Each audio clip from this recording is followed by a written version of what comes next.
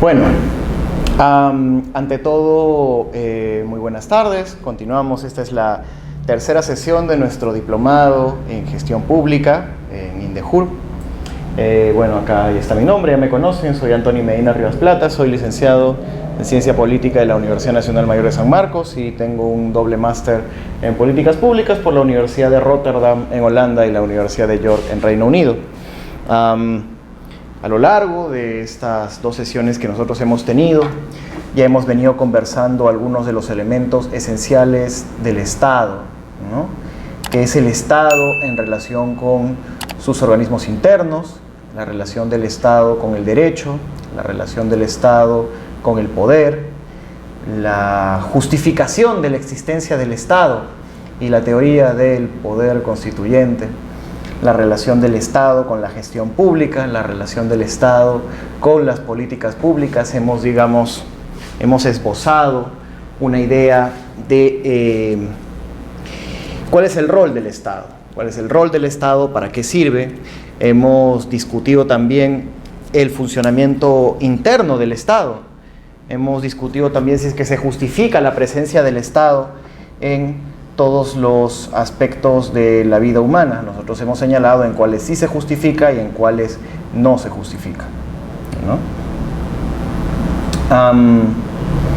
Entonces tenemos que entender, y esto ya nos parece que nos va quedando claro a esta parte del curso, es que el Estado interviene permanentemente para resolver problemas políticos, problemas sociales, problemas económicos, problemas en general que vienen como producto de nuestra misma convivencia en sociedad. Es decir, dada la carencia de elementos que sean, digamos, útiles para la resolución de conflictos entre los seres humanos, digamos, por sus propios medios, ¿no? El Estado surge como un ente creado, como un ente artificial, un ente creado con el objetivo de reducir los conflictos en la ciudadanía. Y cuando no se pueden reducir, canalizarlos para que se les dé una solución adecuada. Por supuesto, no solamente tenemos el conflicto, tenemos la cooperación. La cooperación también es parte inherente al funcionamiento del Estado. La cooperación entre individuos, como el conflicto entre individuos, tiene como centro, como punto de imputación, el Estado, porque es el Estado el mecanismo institucional a partir del cual estos conflictos se resuelven. Y hemos visto también cómo el Estado se encarga de responder a los retos de no solo la gestión interna de la sociedad, sino también las relaciones externas, las relaciones con otros estados, en donde la política exterior, la política de defensa intervienen para poder garantizar la seguridad de los ciudadanos. Cuando nosotros hablamos de la seguridad, no solamente hablamos de la seguridad ciudadana, no solamente hablamos de la lucha contra las mafias delincuenciales, no solamente hablamos de la lucha contra el narcotráfico, también hablamos de la seguridad externa, la seguridad global, la seguridad que compete al Perú como miembro del conjunto, del concierto de las naciones, las actualmente, si no me equivoco, 197 naciones que conforman el sistema de Naciones Unidas. El Perú es miembro de una comunidad global de estados y, por supuesto, tiene también un rol importante.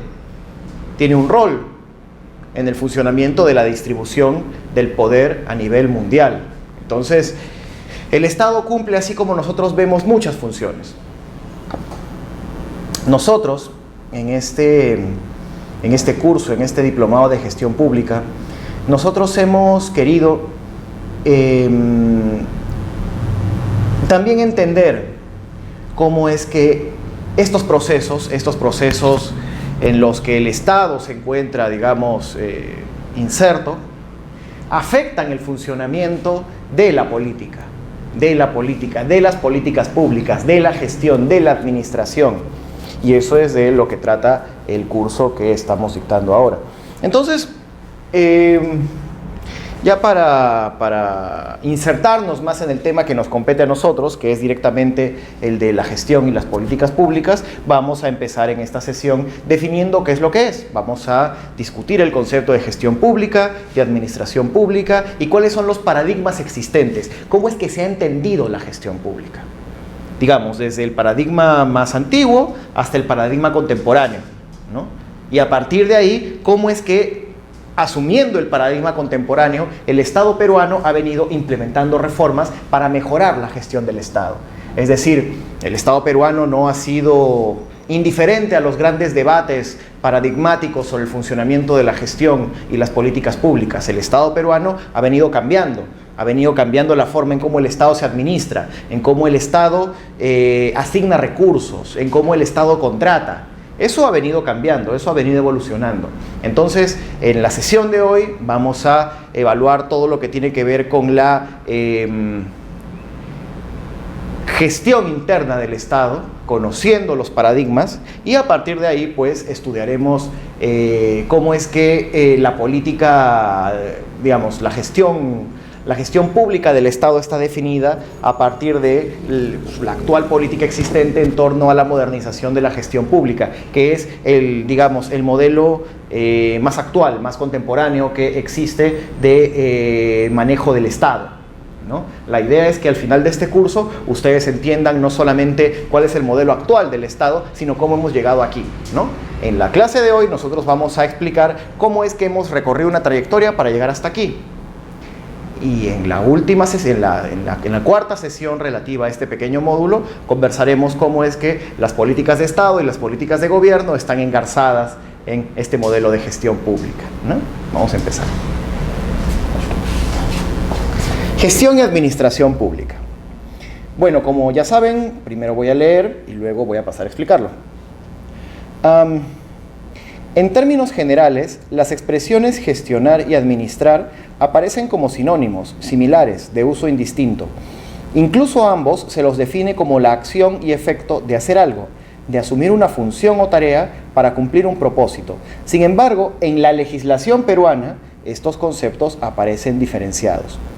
En ese sentido, se entiende por administración pública, en su enfoque procedimental, a todas las instituciones y organismos públicos y privados que prestan servicios públicos.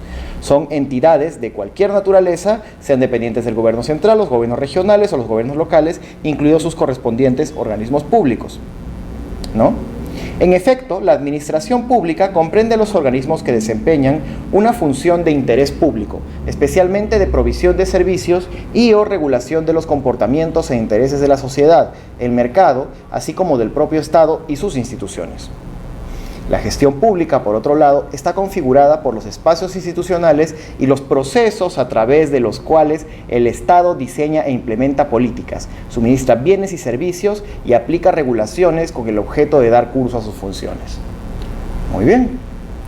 Entonces, acá ya tenemos una distinción. Administración pública y gestión pública.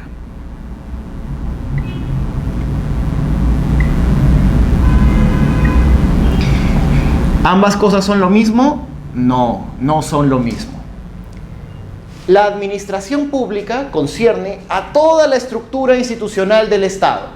Si nosotros, por ejemplo, entramos a Google y buscamos organigrama del Estado peruano, ahí veremos cómo es que está compuesta toda la administración pública. Desde el organismo más importante hasta la municipalidad más recóndita, en el distrito más recóndito de nuestro país, todos forman parte de la administración pública. A los tres niveles, digamos, a los tres niveles de gobierno a nivel vertical, como a los tres poderes del Estado a nivel horizontal, ejecutivo, legislativo, judicial, central, regional, local, ¿no? Recuerden siempre la cruz, ¿no? La T. Ejecutivo, legislativo, judicial, a nivel de poderes del Estado, y nacional, regional, local, a nivel de niveles del Estado. Todo eso está compuesto de la administración pública. La administración pública está compuesta de todos esos organismos, ¿no? Y todos esos organismos, ¿qué es lo que comparten? Comparten, primero, una ley orgánica. Todos los organismos de la administración pública poseen leyes orgánicas que los dirigen. Poseen una infraestructura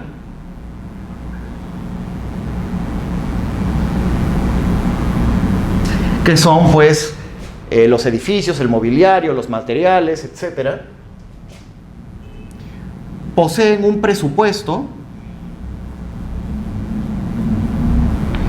que es lo que el Estado les asigna, digamos, de manera anual a través de las leyes presupuestarias del Estado, ¿no? Digamos, cada año el Congreso discute cuánto es el presupuesto anual del Estado, y a partir del cual, dependiendo de las prioridades que el Estado tenga para resolver ciertas políticas públicas, el Estado asignará más o menos presupuesto a ciertos organismos públicos.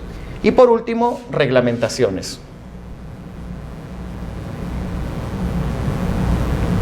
Reglamentaciones, regulaciones. Ningún organismo de la administración pública puede existir sin alguno de estos elementos. La ley orgánica que ha creado el organismo público siempre tiene que estar ahí. Si no existe una ley que haya creado un organismo público, entonces ese organismo público no existe o no ha sido reconocido.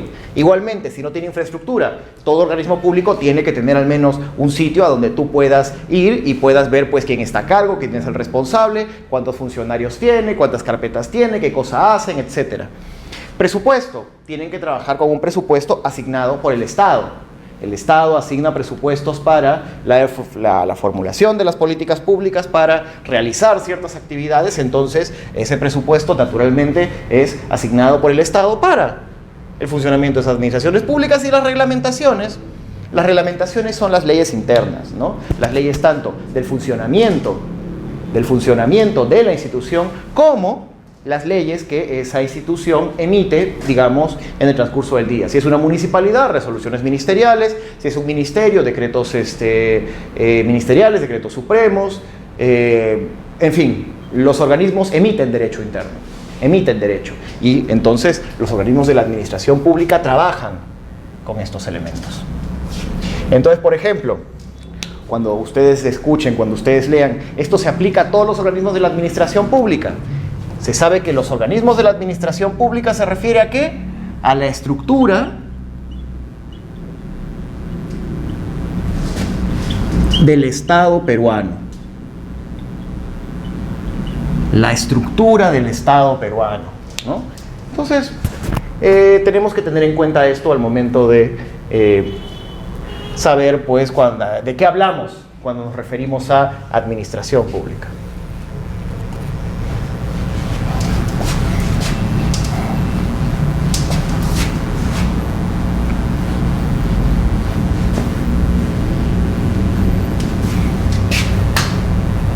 Bien.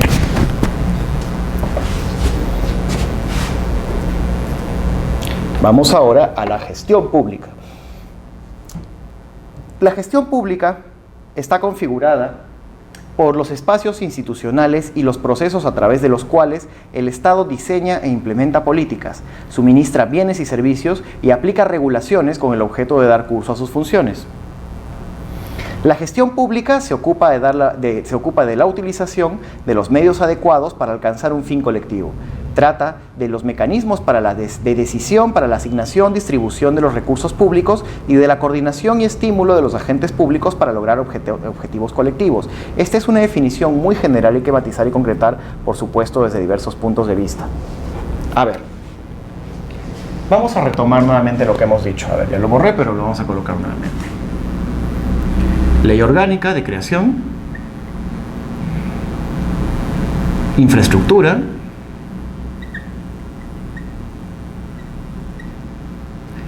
presupuesto y reglamentación. Estos elementos que forman parte de la administración pública se traducen en la gestión pública a través de ¿qué? De procesos. Los procesos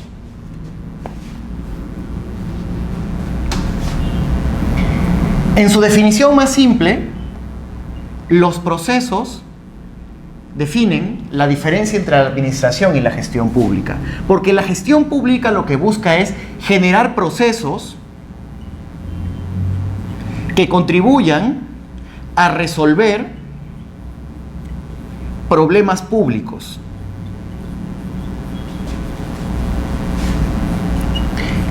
¿Y cómo se resuelven los problemas públicos? Desde la perspectiva del Estado, a través de las políticas públicas.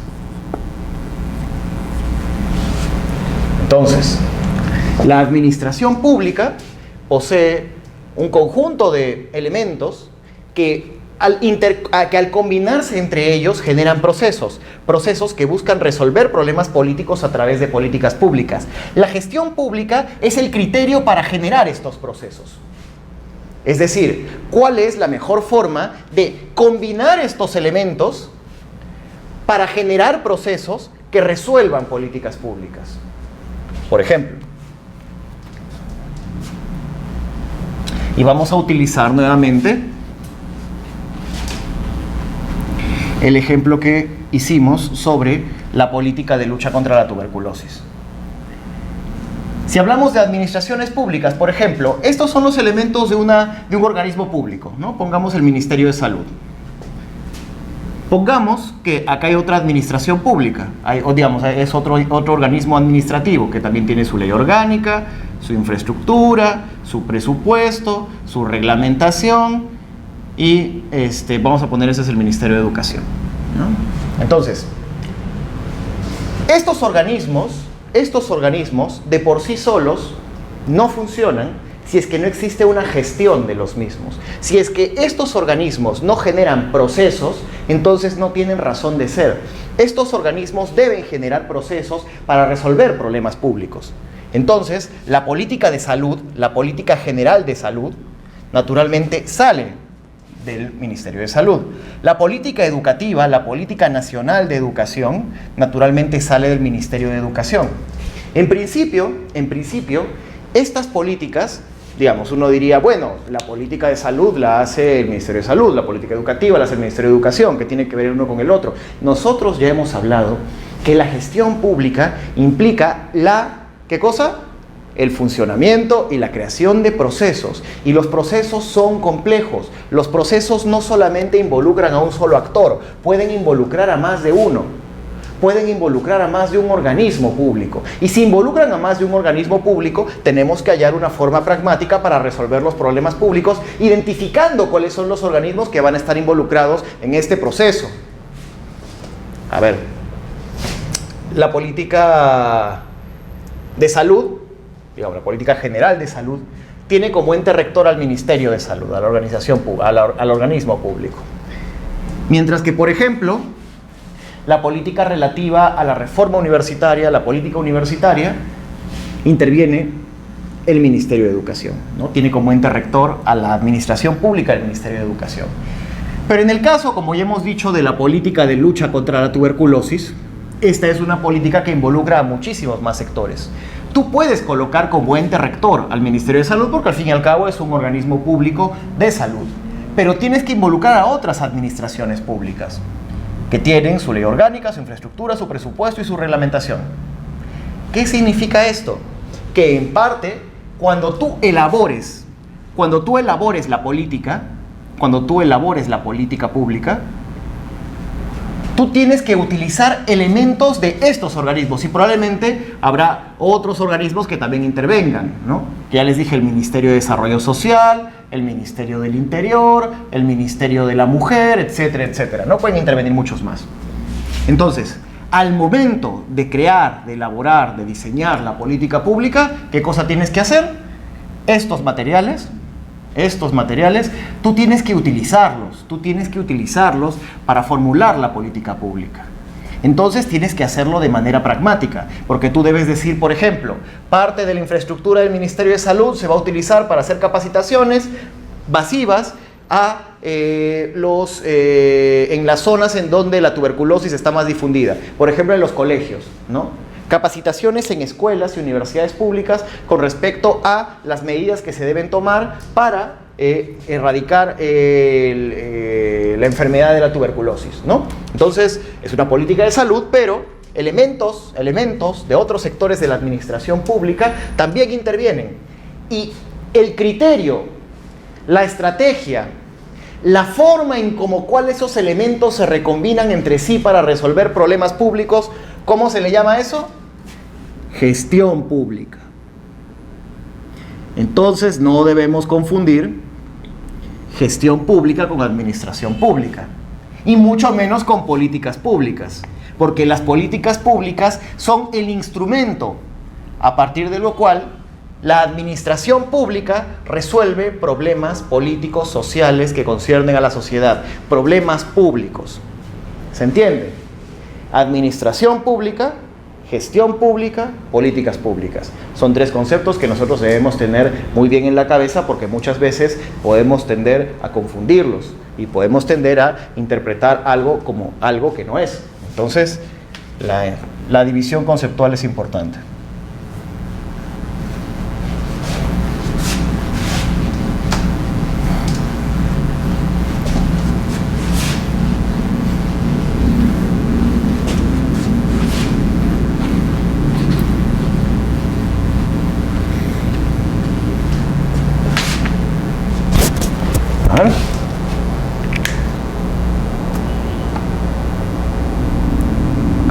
Bueno, esto ya lo hemos dicho.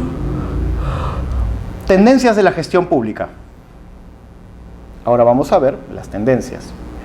¿Cuáles han sido las etapas, digamos, las visiones que se ha tenido acerca de cómo gestionar el Estado?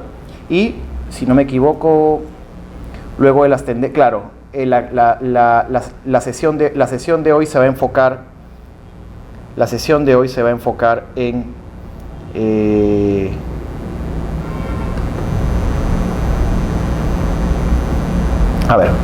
la sesión de hoy se va a enfocar pues en este tema, ¿no? En el tema de cómo entendemos la gestión pública. A ver, un momento.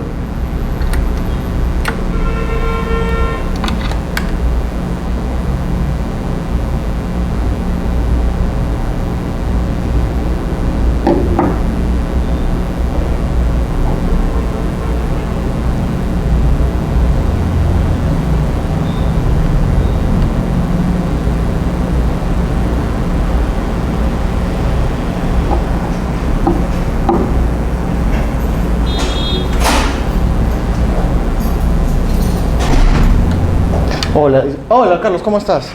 Disculpa, una consulta. Lo que pasa es que yo presioné escape porque quería buscar algo en Google. No se ha detenido el video, ¿no? No, yo también. Ok. ¿Cierro la puerta? Sí. Ya. Listo. ¿Cierro la puerta? Sí, dale.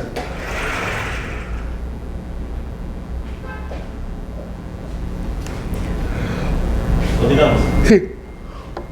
Bien.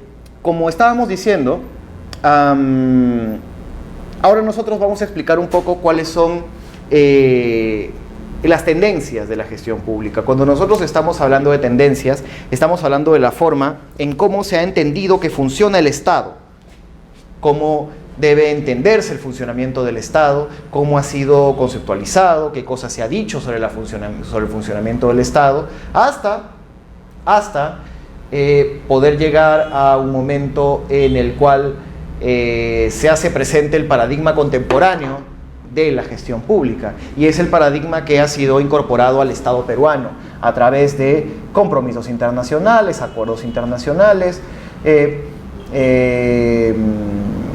iniciativas por parte también de organismos internacionales, ONGs, a veces también del propio Estado, con el objetivo de reformar su estructura interna. Y estas reformas de la estructura interna del Estado se han dado a partir de una visión particular sobre lo que es el funcionamiento del mismo. Esas son las tendencias, ¿no? De qué forma ha sido interpretado el funcionamiento del Estado peruano. Y ahora vamos a ver, vamos a leer y luego vamos a comenzar. Las transformaciones de la economía mundial, caracterizada hoy por la crisis económica y financiera que origina escasez de recursos, desempleo, recesión y el avance de la globalización, producen procesos complejos y dinámicos. 4 que ponen a la vista paradigmas emergentes en la gestión pública para orientar mejor las políticas sociales y económicas para atender la difícil y compleja demanda social. En los últimos 25 años del siglo pasado, las ciencias de la administración han transitado de la administración a la gerencia y de la gerencia a la gobernanza. Los modelos alternativos de gestión pública describen un cambio permanente en el enfoque de las ciencias gerenciales, desde el modelo burocrático de gestión basado en la fragmentación de tareas y la subordinación jerárquica, hasta la nueva gestión pública que introduce nuevos requerimientos como el desarrollo de una cultura de cooperación y de capacidades específicas orientadas a la gestión por resultados. Acá ya estamos viendo que se ha hablado de algunas de las tendencias de la gestión pública que son aquellas que vamos a estudiar. Pero fíjense lo que dice al principio. O sea, la gestión pública cambia porque las tendencias de la economía mundial cambian. Es decir, el principal móvil que ha guiado la forma en cómo el Estado se ha modificado a sí mismo ha sido siempre la economía, la necesidad de gestionar con una mayor eficiencia y eficacia los recursos públicos obtenidos a partir de que, como nosotros ya dijimos, del crecimiento económico. Cuando nosotros hemos hecho el famoso triángulo entre Estado, empresa privada y ciudadanía, el famoso triángulo, nosotros ya les hemos dicho que la empresa privada aporta al Estado a través de impuestos. La pregunta clave, digamos, de toda gestión pública siempre ha sido, bueno, ¿y qué se hace con esos impuestos? ¿En qué se invierte esos impuestos? Esos impuestos invertidos generan, y acá está el choque del Estado con la ciudadanía, generan mejor educación, generan mejor salud, generan carreteras, genera vivienda, genera seguridad para evitar digamos, las bandas de delincuentes, de asaltantes. O sea, ¿está el Estado capacitado para el uso de los recursos públicos generados por los impuestos, los cuales a su vez se traducen en servicios públicos que deben beneficiar a la ciudadanía en general, ciudadanía de la cual sale la gente que llega al Estado y a la empresa privada, porque no se olviden que esto es un esquema conceptual, ¿no? Y esa es la pregunta. Entonces, el principal motor para el cambio en la gestión pública es la economía, A partir de la economía es que la gestión del Estado se modifica.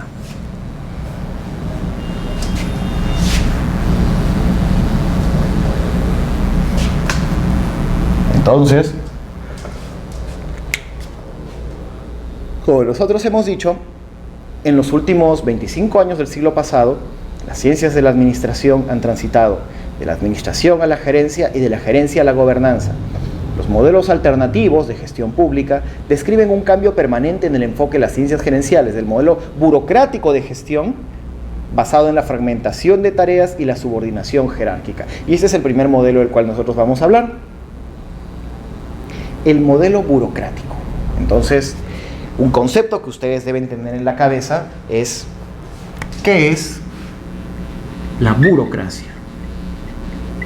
Y a la burocracia siempre se la ha entendido muy mal porque por lo general se le ha dado una connotación negativa. Burocracia como lentitud, burocracia como ineptitud, burocracia como exceso de papeleos, exceso de trámites. Sin embargo, la burocracia es un concepto mucho más complejo. La burocracia alude directamente a la administración del Estado en tanto y en cuanto el Estado empieza a separarse de la sociedad.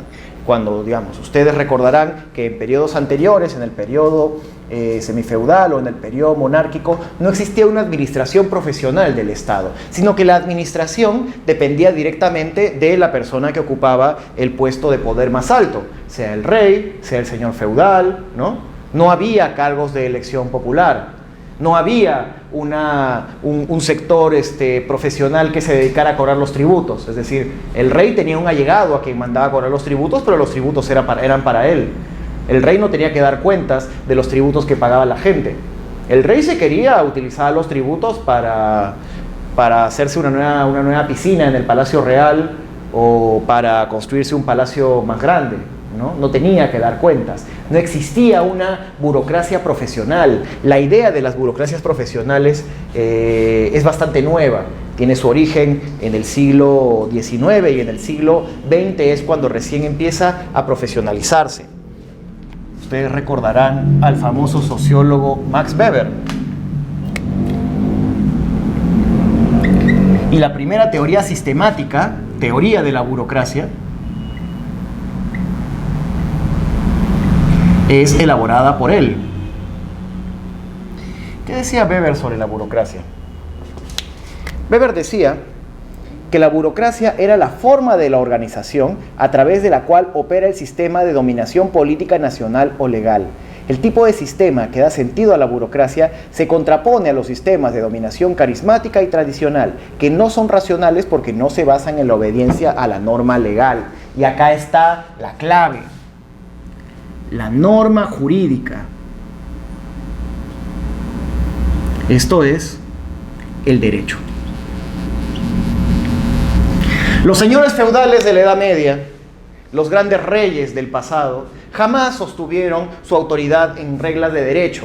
Decían que era porque el señor feudal era el más fuerte del reino, de la comarca.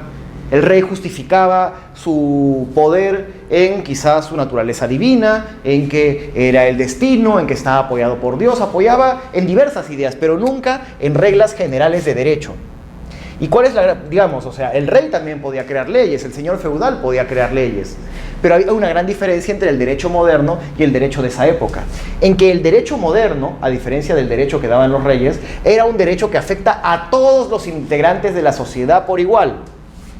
El derecho que genera la burocracia moderna también se aplica a la burocracia moderna, a diferencia del derecho divino o del derecho del rey, que era solo para los demás, pero por supuesto no para el rey.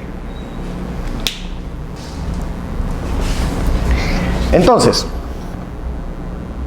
la denominación legal o racional del modelo weberiano, articulada a través de la burocracia, se basaba en la definición del interés público desde la perspectiva fundamentalmente administrativista, lo cual implicaba reclutar, desarrollar y conservar expertos en el campo de la administración, la ingeniería y el trabajo social. El logro de resultados en función de las especialidades de los expertos y bajo una fuerte orientación de inversión pública. La legitimación de la selección de los expertos y funcionarios no electos en un estado administrativo, la aplicación de sus conocimientos y normas profesionales a los problemas existentes en sus campos de especialización. Es decir,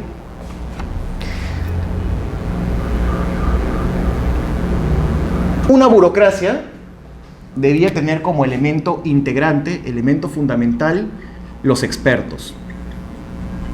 ¿Y quiénes eran los expertos?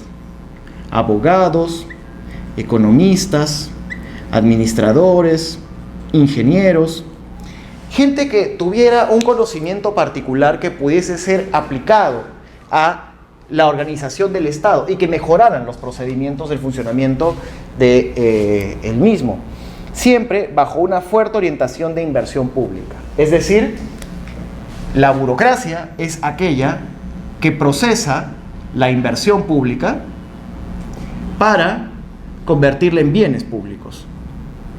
Esta es una definición mínima, porque todos los demás paradigmas de administración pública también, digamos, tienen esta idea, ¿no? Canalizar la inversión pública para generar bienes públicos, pero ese no es lo único, eso no es lo único. Las primeras burocracias tenían como idea de que el conocimiento y la especialización de los funcionarios haría que, digamos, cada uno ocupara, digamos, una parcela del conocimiento, una parcela del trabajo, digamos, diversos espacios, parcelas de trabajo, a partir de los cuales, a través de una división adecuada del trabajo, digamos, cada especialista, cada experto podía centrarse exclusivamente en su campo de acción. Y al resolver los problemas de su campo de acción, presuponiendo de que los demás también lo hagan de manera correcta, entonces la burocracia, la administración funcionaría bien.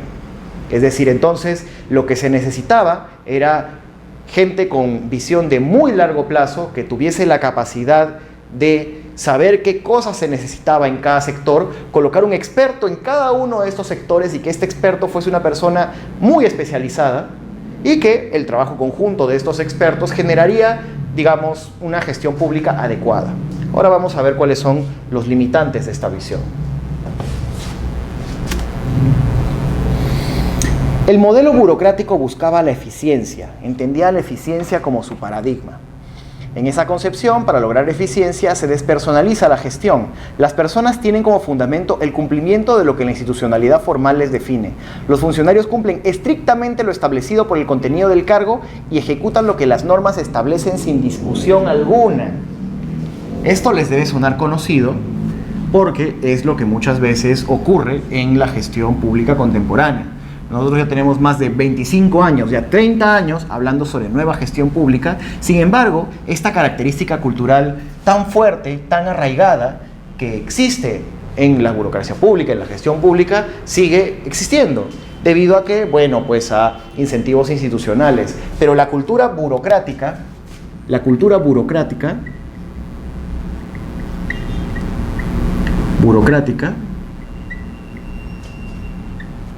tiene como eje fundamental el apego a la norma. Y lo que yo llamo también la dictadura del cargo. Es decir,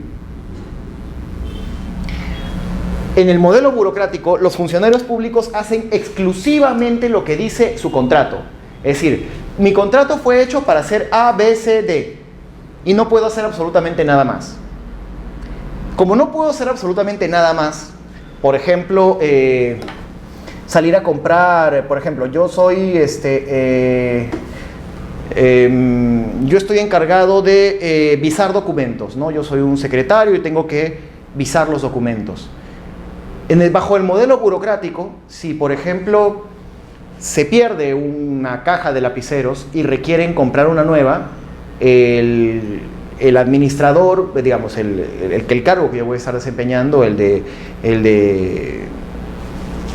secretario, va a ser, bueno, esa no es mi responsabilidad, eso no está en el contrato. Entonces va a tener que determinarse otra persona que lo haga, va a tener que determinarse un presupuesto, va a tener que determinarse otro grupo que lo haga, ¿no? Quizás, bajo una perspectiva de eficacia, me correspondería a mí realizar esta función, ¿no? Porque, digamos, es decir, no me cuesta nada que se me asigne un presupuesto para ir a comprar una caja de lapiceros. Sin embargo, desde una perspectiva burocrática, como eso no está en el cargo, entonces yo puedo argumentar de que no tengo por qué hacerlo. Y encima no se me puede reclamar nada más allá. Esto es bastante complicado. Y es bastante complicado porque muchas veces en el Estado los funcionarios públicos tienen miedo de innovar. Los funcionarios públicos tienen miedo de hacer cosas que vayan más allá del papel. Los funcionarios públicos tienen miedo de emprender. Y esto ocurre muchas veces debido al tipo de liderazgo de las organizaciones públicas. Es decir, si tú tienes un líder que se lleva todos los logros, pero que cuando las cosas salen mal, lo primero que hace es echarle la culpa a los trabajadores, no es un buen líder. Y no solamente no es un buen líder, sino que es un líder que además va a impulsar una cultura burocrática, una cultura de profunda desconfianza entre los funcionarios, una cultura en la cual los funcionarios no van a querer implementar, innovar, nada. Van a querer solamente ir y cumplir lo que dice el papel para lo que fueron contratados, independientemente de que sus acciones generen políticas públicas que resuelvan problemas. O sea, la idea de la gestión pública es sentarte en tu silla, resolver, hacer lo que dice el papel que hagas, independientemente de que el proceso que tú inicies o el proceso que tú generes vaya a resolver un problema público, ¿no? Digamos, se ve a las organizaciones públicas casi solamente como fuentes de trabajo, más no como espacios de servicio, ¿no? Y la característica fundamental del Estado como organismo público es el carácter de servicio, el servicio público, la idea en que tú estás proveyendo un servicio a la comunidad. Esa idea de servicio público viene en paradigmas posteriores, pero no es parte esencial del modelo burocrático, ¿no? En todo caso, la gestión de los servidores públicos debería guiarse por la obligación y no por la misión. De esta forma, el modelo weberiano efectúa la distinción entre un experto y un tomador de decisiones. El experto, el científico, ejecutaba lo que el tomador de decisiones, el político, establecía en función de su lectura de su realidad. Separaba coincidentemente la administración de la política, ¿no? En una cultura burocrática, como ya les dije, el político es aquel que ve la figura completa. El político ve la figura completa. El político científico en este caso, digamos, dentro de la concepción weberiana de la burocracia, el político científico debía saber cuáles eran las causas de los problemas, qué cosa los generaba y cómo resolverlos. Y a partir de ese conocimiento era que decía, bueno, yo quiero resolver este problema, yo necesito 5 economistas, 6 abogados, 7 contadores, 8 ingenieros, y cada uno va a ocupar un espacio así, acá, acá, acá, acá, acá, acá. Ya. Entonces, a ti te voy a dar esta tarea A ti te voy a dar la tarea B, a ti te voy a dar la C, D, E, F. Entonces, bajo el modelo burocrático, el político sabía muy bien en qué consistía cada una de las funciones que le asignaba a cada uno, de tal manera que cuando estos órganos empezaran a trabajar entre sí, generaran como resultado las políticas públicas, ¿no? Pero es una visión lineal y es una visión excesivamente compartimentalizada, porque A no tiene que saber lo que hace E, D no tiene que saber lo que hace B, F no tiene que saber lo que hace C. Y yo se los digo, por experiencias profesionales que yo he tenido, esto sigue dándose hasta el día de hoy en buena parte de los organismos públicos. En buena parte de los organismos públicos, la gente que está sentada en un cubículo no sabe lo que hace el compañero del lado. Y el compañero del lado no sabe lo que hace el otro. Y no les interesa. Y no lo quieren saber. Y no lo quieren saber también porque sienten de que eso implicaría que tendrían que meterse en más cosas para las cuales fueron contratados. Y ellos solamente van para cumplir una tarea, ¿no? Esa es una visión burocrática. Es un paradigma burocrático del servicio público. ¿Por qué este paradigma falla? Básicamente por lo que les digo. La atomización de los trabajos hace que muchas veces los funcionarios no sepan hacia dónde están yendo.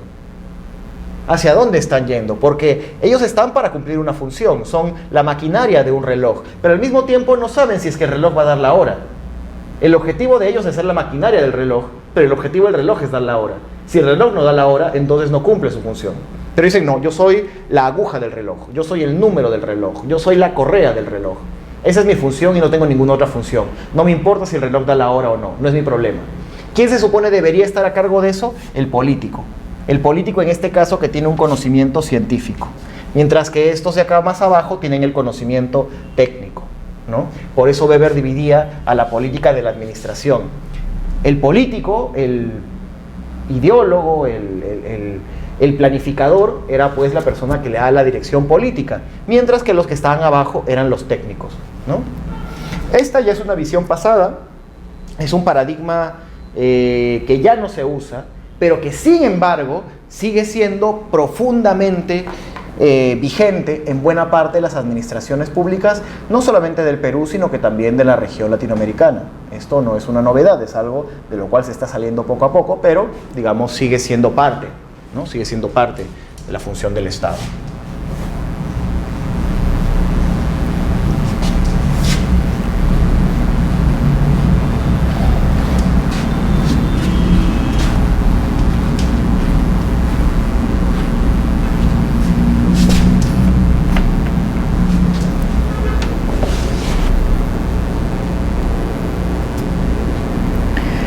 El paradigma de organización burocrática sobre el que se sustentaron en general las administraciones públicas ha inducido al desarrollo de un tipo de gestión cuya realidad ha sido el de servir a la administración misma, centrada en los intereses inmediatos y en las expectativas de sus funcionarios y directivos.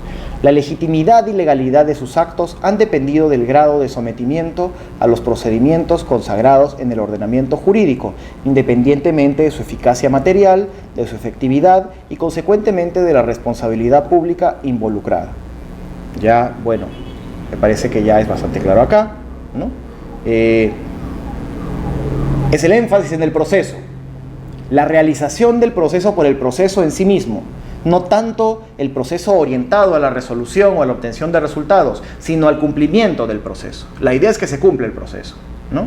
Esto parece que ya es bastante claro, entonces ya no voy a incidir más en ello. Pasamos a un siguiente paradigma. Este paradigma es el llamado postburocrático. A diferencia del anterior, el modelo postburocrático, que da origen al estado contractual o de gestión por resultados, es el que se inicia aproximadamente en los primeros años de los años 1990, que enfatiza más bien el beneficio que la sociedad permite o percibe del accionar público, ¿no? Los resultados no se miden en términos de insumos y procedimientos, sino en términos de cambios de distinta escala que se dan en el entorno interno o externo de la administración pública. No descuida el desarrollo normativo, pero le preocupa más la ejecución que el apego a las normas. Para ello, agenda temas cruciales como la gestión, como las políticas de incentivo al talento y la ejecución, los estándares de calidad y el desempeño, ¿no? Acá estamos hablando de un modelo postburocrático. Todos los modelos que vamos a estudiar son modelos postburocráticos, porque lo que buscan es incorporar nuevos criterios que vayan más allá del simple cumplimiento de procesos, que vayan más allá del simple cumplimiento de funciones o actividades, ¿no? Sino que la gestión tenga un carácter más estratégico, en el cual los organismos del Estado interactúen entre sí para resolver problemas públicos, ¿no? Y que los miembros que participan de ese proceso sean activos a lo largo de toda la ejecución de la política, para que se sepa muy bien qué cosa es lo que se está haciendo y cómo ir innovando a lo largo del camino, ¿no?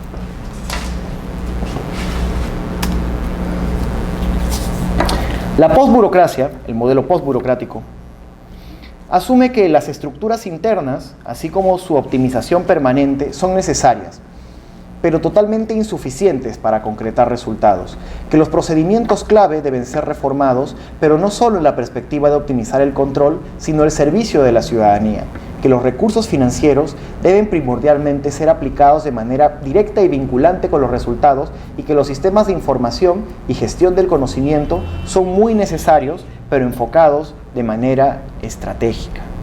Es decir,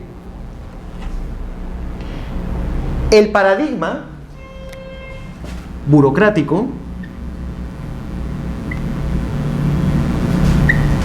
y el paradigma postburocrático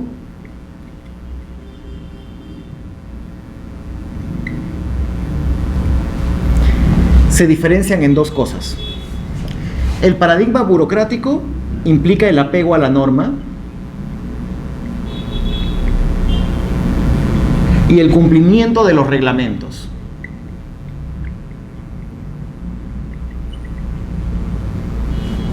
El paradigma postburocrático tiene como énfasis, como centro, ¿qué cosa? El servicio al ciudadano.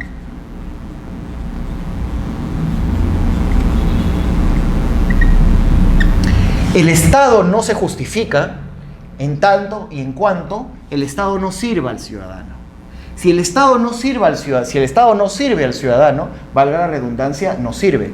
En el paradigma burocrático se considera que el fin supremo de la burocracia es el apego a la norma y el cumplimiento de los reglamentos, porque dado que el político tiene ya las cosas claras, tiene ya las soluciones a los problemas políticos, entonces, apegándose a la norma y cumpliendo las reglas, se podrá servir al ciudadano. El paradigma postburocrático considera que efectivamente los políticos son seres humanos como nosotros, no son personas perfectas, por lo tanto pueden equivocarse y pueden haber cosas que surjan en el camino que deban resolverse, ¿no? Entonces, la idea del servicio al ciudadano cambia todo el paradigma anterior, porque bajo el principio del servicio al ciudadano, algunas normas se pueden cambiar, algunos reglamentos se pueden cambiar y algunos procedimientos se pueden modificar también. Esto es importante. Algunos procedimientos también se pueden modificar. Y esto es importante tenerlo en claro.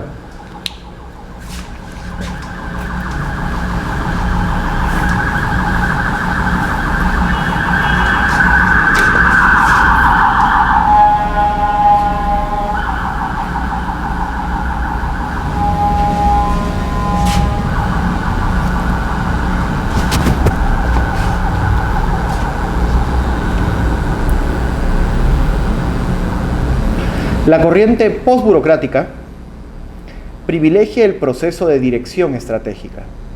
Implica un esfuerzo aún considerable en la dimensión operativa bajo principios de calidad total en procedimientos, talento humano y servicios, con la hipótesis de que solo es posible alcanzar resultados valiosos para la comunidad con conocimientos y capacidades técnicas, organizacionales y políticas dentro de las estructuras.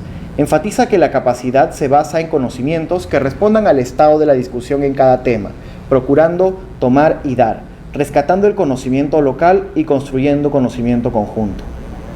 Repito, la corriente postburocrática privilegia el proceso de dirección estratégica. Dirección estratégica. Ahora vamos a hablar qué significa eso.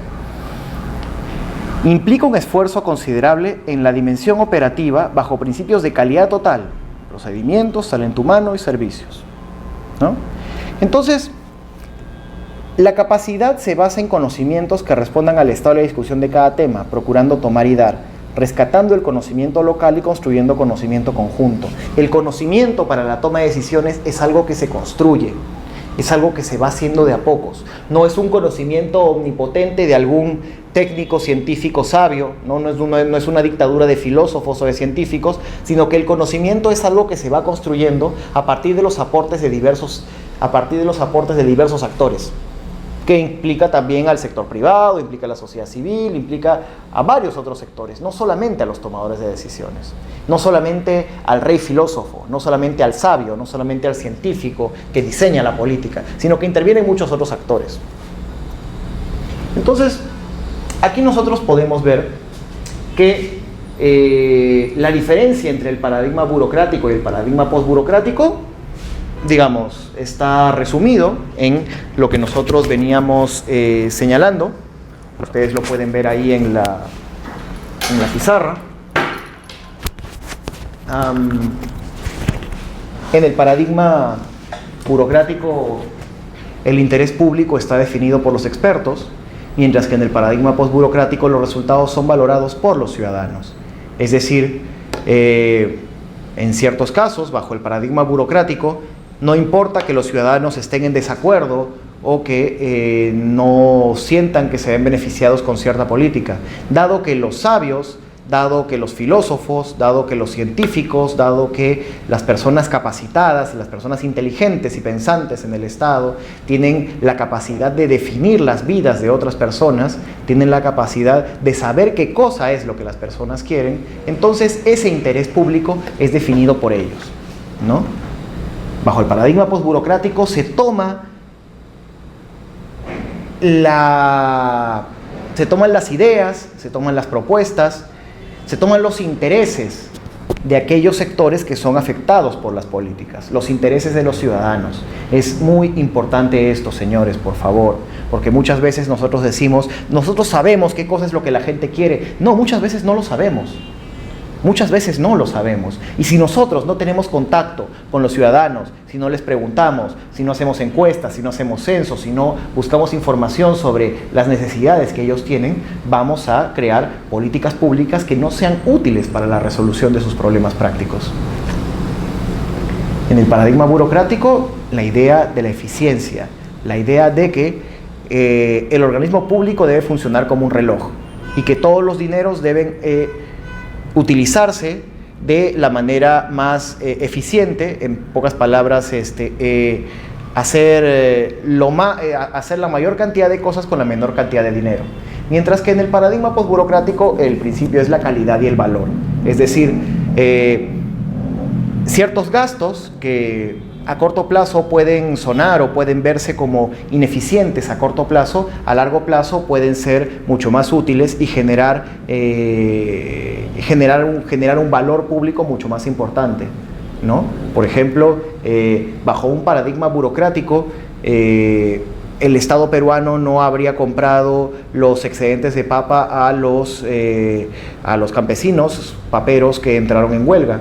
Bajo un paradigma postburocrático, bueno, por un tema de un fin superior relativo a la seguridad nacional, relativo a la seguridad agraria de nuestro país, el Estado decide comprarlos a través de los gobiernos regionales, ¿no? Hay un criterio de resolver un problema público. Por supuesto, no es la forma más adecuada porque solamente se está apagando un incendio. Hay formas más complejas para poder resolver este problema, pero digamos, esto sirve un poco para ejemplificar lo que nosotros estamos queriendo decir.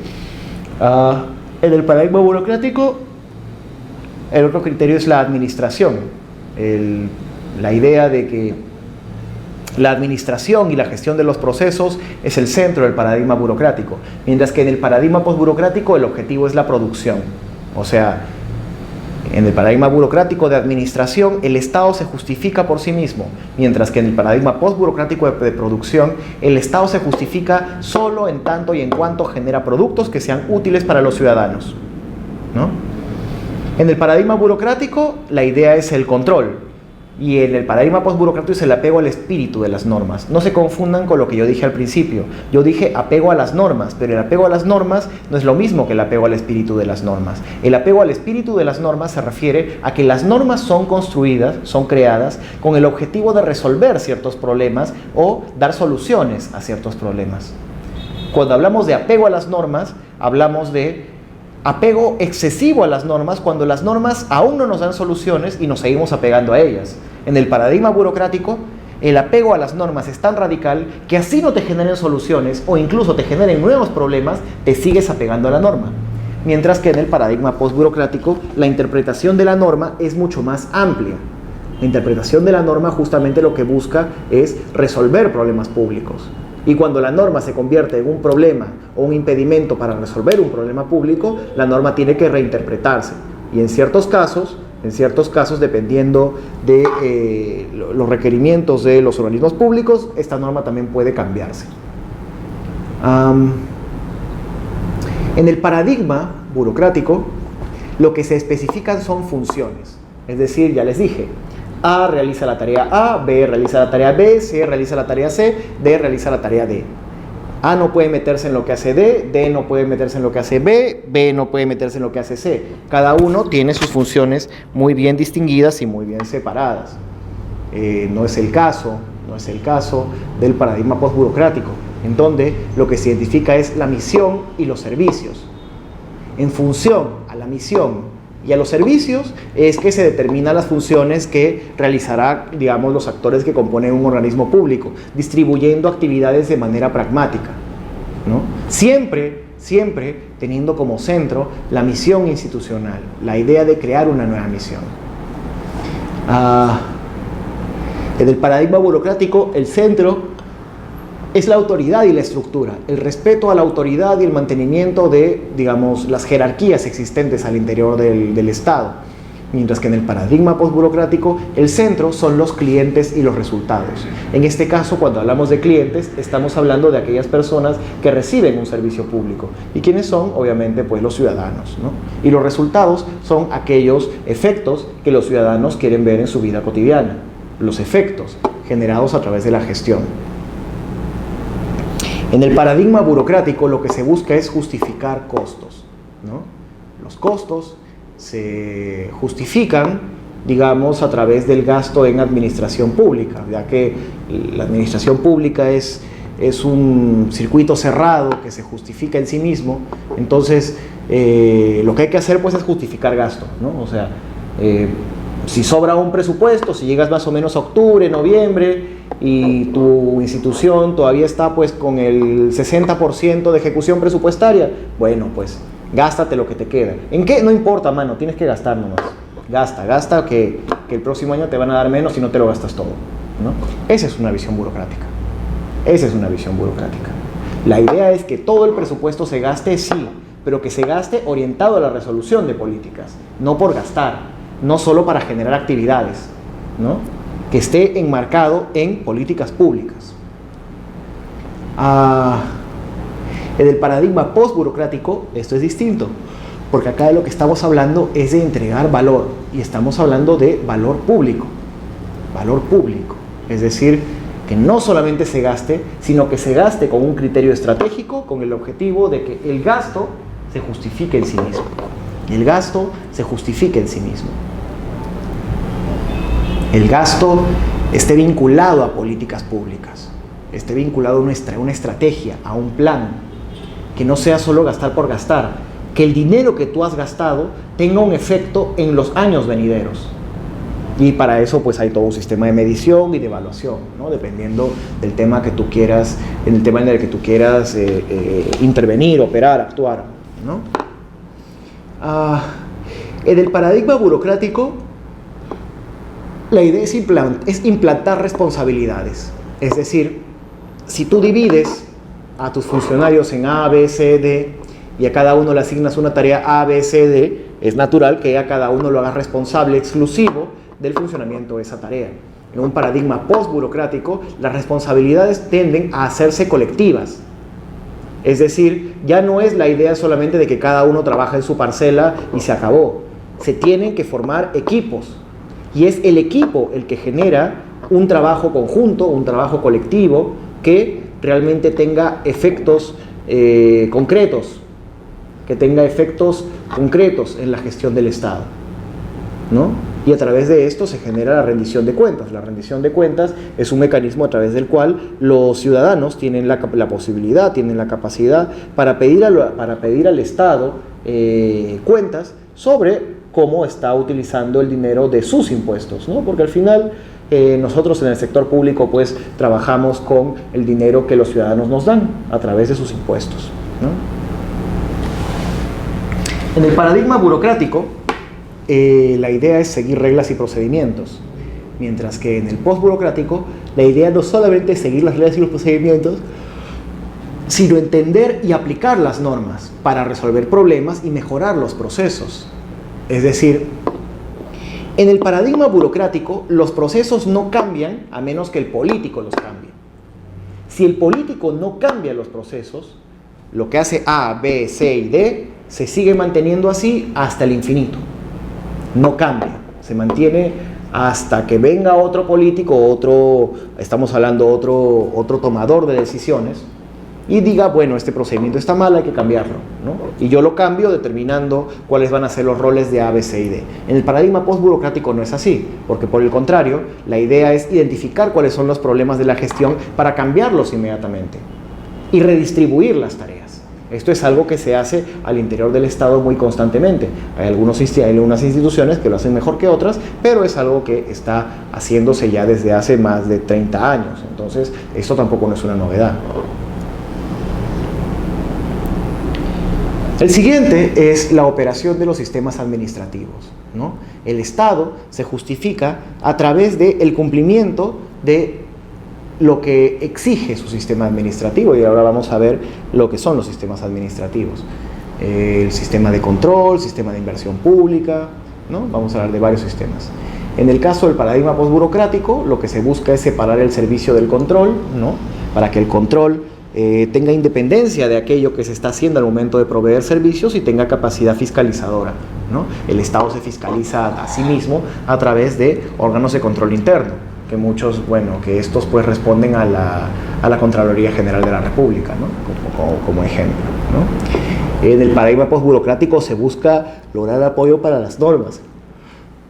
Y el apoyo no solamente va a venir del interior del Estado, no solamente va a venir del Congreso, de los ministros, del presidente, tiene que venir principalmente de la ciudadanía y tiene que venir de aquellas personas por las cuales el accionar del Estado afecta directamente su actividad.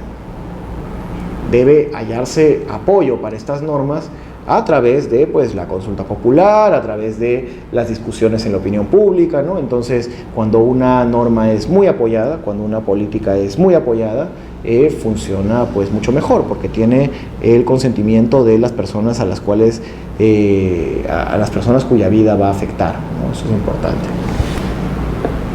Ampliar las opciones del cliente, dar nuevos tipos de soluciones, alentar la acción colectiva, que las personas puedan organizarse para dar resultados, ofrecer incentivos, evaluar y analizar los resultados, planificar la retroalimentación. O sea, como nosotros hemos visto, si comparan el paradigma burocrático con el paradigma postburocrático, acá lo que estamos viendo es que en el paradigma postburocrático tenemos la sensación de que estamos aquí viendo cómo se gestiona una empresa. Y esto no es casualidad, porque la idea de los paradigmas postburocráticos es la implementación de diversos criterios de gestión privada a la gestión pública, ¿no? La idea de aportar aportar a la gestión a través de la implementación de conocimientos tomados de la gestión privada para la mejora del sector público, ¿no? Y esto es el paradigma postburocrático. Vamos a continuar.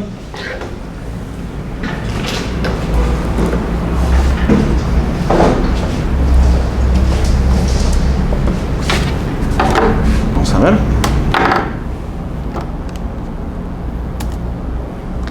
Y aquí viene el paradigma, digamos, en el cual el Perú ya es un país en el cual se encuentra inserto, que es el paradigma de la nueva gestión pública.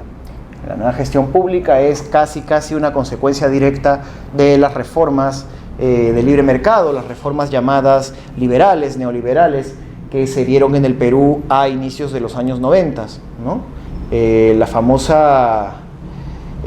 famoso recetario del consenso de Washington, que recomendaba un conjunto de medidas para reformar el Estado, ¿no?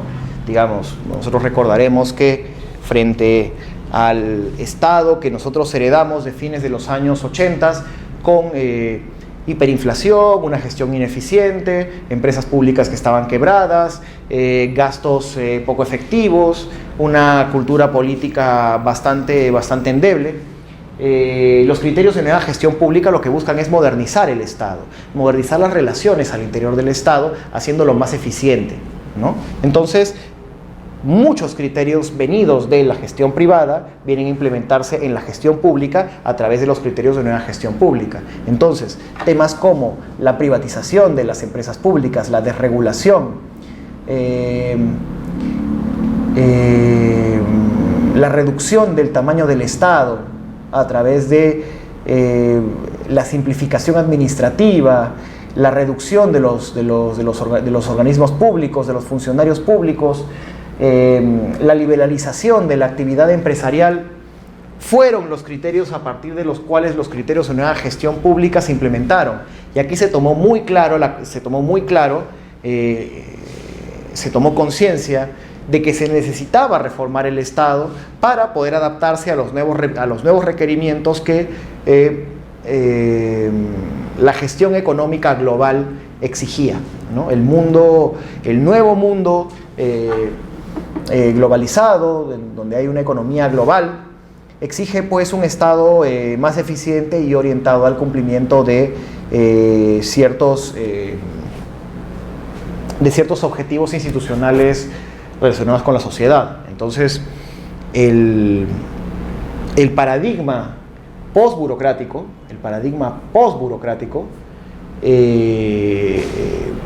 genera pues los paradigmas posteriores, ¿no? La nueva gestión pública, y luego vamos a ver la gestión por resultados, son consecuencia directa de este paradigma postburocrático, ¿no? Dentro del paradigma postburocrático está la nueva gestión pública y la gestión por resultados, ¿no? Debemos verlo así, como estamos viendo acá.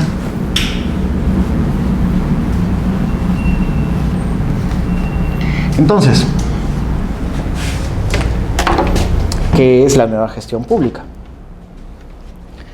La nueva gestión pública, como ustedes pueden leer aquí, busca satisfacer las necesidades de los ciudadanos a través de una gestión pública eficiente y eficaz. Eficiente y eficaz.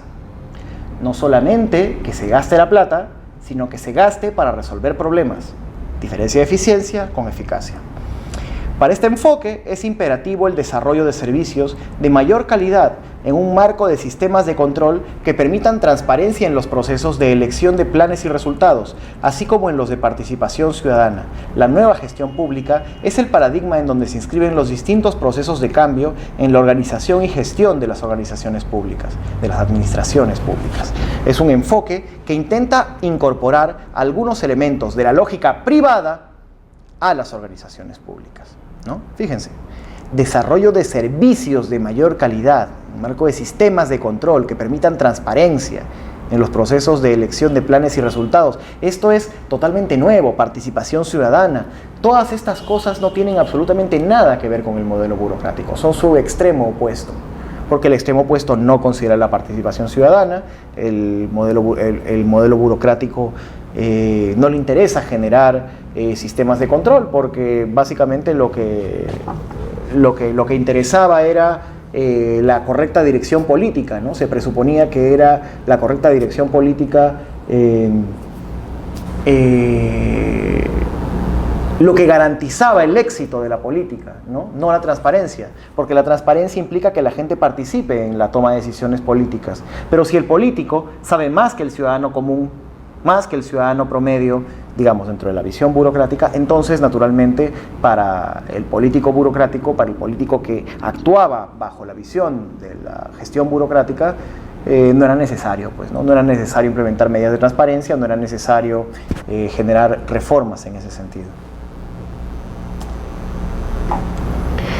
En la nueva gestión pública, los directivos públicos elegidos deben resolver la ambigüedad, la incertidumbre y el conflicto alrededor de las políticas públicas, a fin de describir de antemano lo que quieren que logren sus funcionarios en un lapso determinado.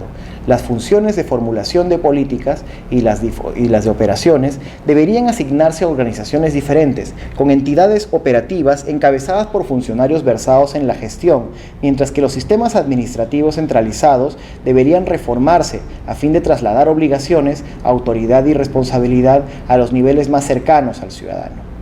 Fíjense, resolver la ambigüedad, la incertidumbre y el conflicto alrededor de las políticas públicas, a fin de describir de antemano lo que quiere que logren los funcionarios, ¿no? Los funcionarios deben estar versados en la gestión. Bien. Las funciones de formulación de políticas y las de operaciones deberían asignarse a organizaciones diferentes. Bajo esta idea de nueva gestión pública es que los organigramas en el Estado se han vuelto también más complejos. Es decir, en un organismo público ustedes siempre van a encontrar, digamos, una alta dirección, que por lo general es el gabinete de asesores, que responde al gerente, digamos que puede ser el ministro, puede ser el alcalde, etc. Y tiene dos tipos de organizaciones. Las organizaciones de línea y las organizaciones funcionales, las organizaciones administrativas, ¿no? En el modelo de nueva gestión pública, estas dos funciones se separan. Estas dos funciones se separan. En el modelo burocrático no era así. En el modelo burocrático, las funciones también venían incorporadas en las organizaciones de línea. Esto ya no es así. En la nueva gestión pública, las organizaciones funcionales tienen su propio criterio y operan para todo el conjunto de la organización, sea una municipalidad, sea un ministerio, sea un órgano desconcentrado, etcétera, etcétera, etcétera, ¿no? ¿Y cuáles son las organizaciones funcionales? Por ejemplo, presupuesto, administración, recursos humanos, asesoría legal, ¿no? Si ustedes se han puesto a pensar, estas gerencias funcionales son constitutivas a todos los organismos públicos. Todos los organismos públicos tienen una oficina de presupuesto, todas tienen una oficina de administración, todas tienen recursos humanos, tienen asesoría legal, tienen control interno. Todos los organismos públicos tienen esto, porque son organizaciones funcionales. En el modelo burocrático, estas funciones muchas veces venían incorporadas en los organismos de línea. Los organismos de línea hacen otra cosa. Los organismos de línea son los encargados de la función y del diseño de las políticas públicas. Y esto es lo que hace diferente a un organismo de otro organismo. En un organismo X, tienes funcionarios expertos en estos temas, pero para los órganos de línea, tiene que ser experto en la política que tú quieres diseñar. Si es una política educativa, política para escuela básica, política educación superior, política universitaria, política de gestión, ¿no? Son los órganos de línea los encargados de diseñar estas políticas. Y para diseñar estas políticas se crean líneas, se crean organismos que estén encargados de tocar cada uno de estos temas, ¿no? Entonces, la nueva gestión pública contempla la separación entre estos dos espacios. Creo que estoy empezando a quedarme sin tinta en el plumón, así que vamos a utilizar este color verde.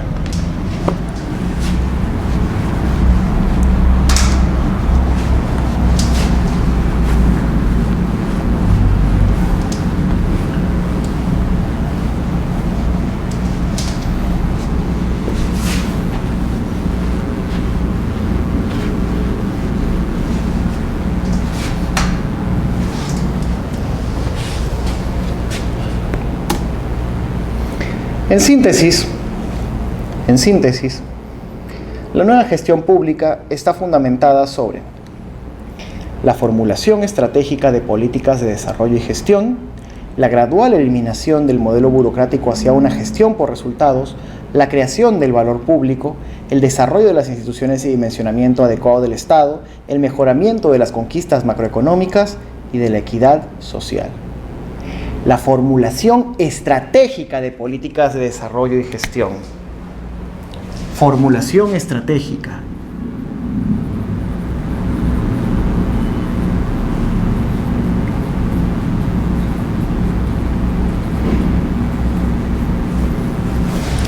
¿A qué nos referimos cuando hablamos de formulación estratégica?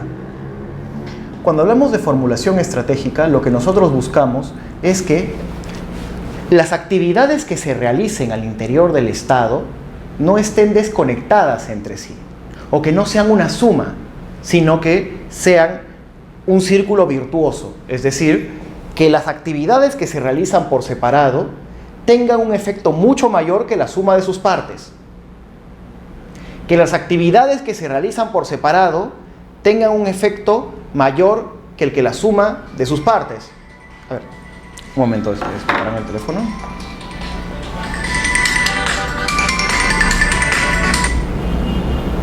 Aló, estoy en clases. Sí, te llamo. ¿Disculparán? Estaban llamando por teléfono. Hablábamos de la formulación estratégica, entonces. ¿Cómo es que nosotros logramos una formulación estratégica? ¿Cómo es que nosotros logramos que el todo sea mayor a la suma de sus partes? Primero, tenemos que tener una adecuada coordinación al momento de la elaboración de los instrumentos de gestión. Es decir, esto ha venido desarrollándose conforme el Estado se ha venido modernizando, porque hasta hace algunos años no existía un protocolo adecuado para definir cómo es que funcionaba una estrategia o cómo es que funcionaba una planificación. Aquellos, digamos, quienes recuerden, digamos, algunas décadas antes, en el Perú existía el Instituto Nacional de Planificación, que fue creado por el gobierno del general Velasco Alvarado, que tenía como objetivo realizar la planificación estratégica del Estado. En el año 92, el presidente Fujimori elimina, digamos, entre las diversas reformas que hizo, elimina el INP, el Instituto Nacional de Planificación, para encargar la planificación del Estado al MEF, ¿no? Encarga la planificación del Estado al MEF. Y hasta entonces, el MEF se había convertido en una especie de superministerio encargado de planificar de facto aquellas cosas que se hacían en otros ministerios, porque dado que el MEF manejaba el presupuesto y también manejaba la planificación, era al final que todos los ministerios tenían que ajustarse a aquello que determinaba el MEF al momento de crear metas institucionales. Es decir, no tenía mucho sentido que tú en un ministerio como Agricultura, Defensa, Cultura, etcétera, crearas el super plan de desarrollo si es que no tenías asegurado el presupuesto que te iba a venir por parte del MEF. Entonces, la forma en cómo se planificó el Estado hasta el día de hoy es, digamos, de manera multianual, a través de el marco macroeconómico multianual y los presupuestos, ¿no? Sin embargo,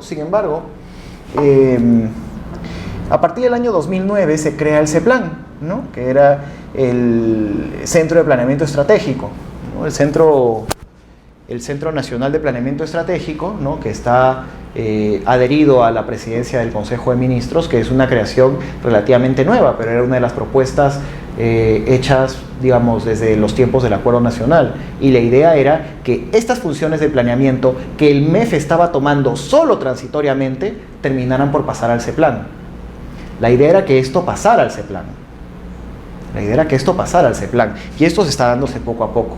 Y es que el CEPLAN está generando diversos instrumentos para que los organismos, las instituciones del Estado puedan diseñar su planeamiento.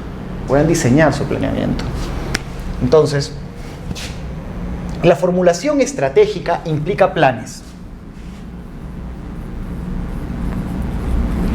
Y esos planes tienen que estar, digamos, relacionando objetivos y metas. Entonces, para llegar al cumplimiento de ciertos objetivos y metas, naturalmente hay planes más grandes y planes más pequeños. Es decir, hay planes generales, mientras que los organismos del Estado deben ir ajustando sus planes estratégicos a otros, digamos, planes de rango superior, ¿no?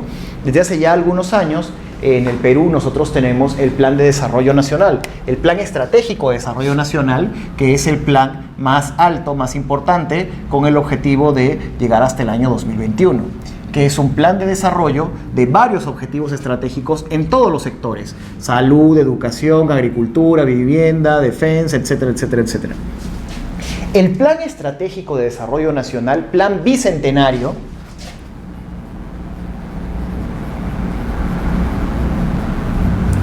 es un plan que tiene como objetivo llegar hasta el año 2021, dándonos un conjunto de resultados estratégicos, un conjunto de objetivos y metas estratégicas que deben cumplirse para ese año. Sin embargo, hay planes que deben ajustarse a este plan estratégico. Es decir, los ministerios también tienen planes.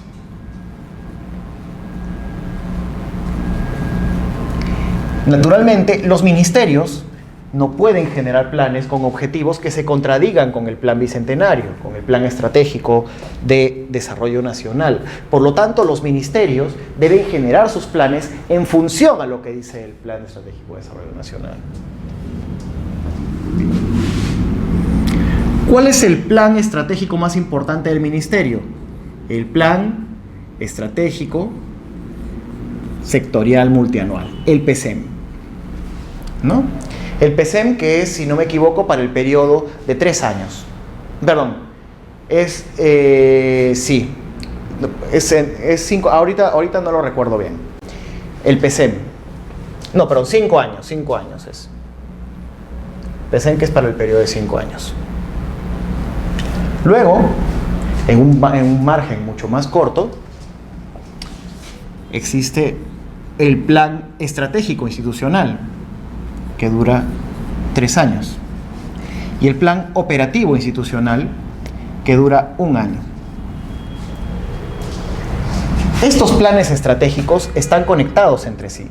Es decir, el Plan Estratégico de Desarrollo Nacional genera un conjunto de objetivos y metas a los cuales el PESEM, el Plan Estratégico Sectorial Multianual, debe adaptarse. A la vez, el Plan Estratégico Institucional, el PEI, se adapta al PESEM, mientras que el POI, el Plan Operativo, se adapta al PEI. Entonces, es como que se van desglosando, es como un álbum, ¿no? que se va desglosando de más grande a más pequeño, metas cada vez más específicas y más concretas, y objetivos también cada vez más específicos y más concretos para poder realizarse. Entonces, la formulación estratégica busca que este esquema, desde el Plan de Desarrollo Nacional hasta el POI de los ministerios o de otras organizaciones públicas, sea claro y coherente en sí mismo. La idea es que sea coherente, que tenga relación y coherencia interna, ¿no? Eso es la formulación estratégica.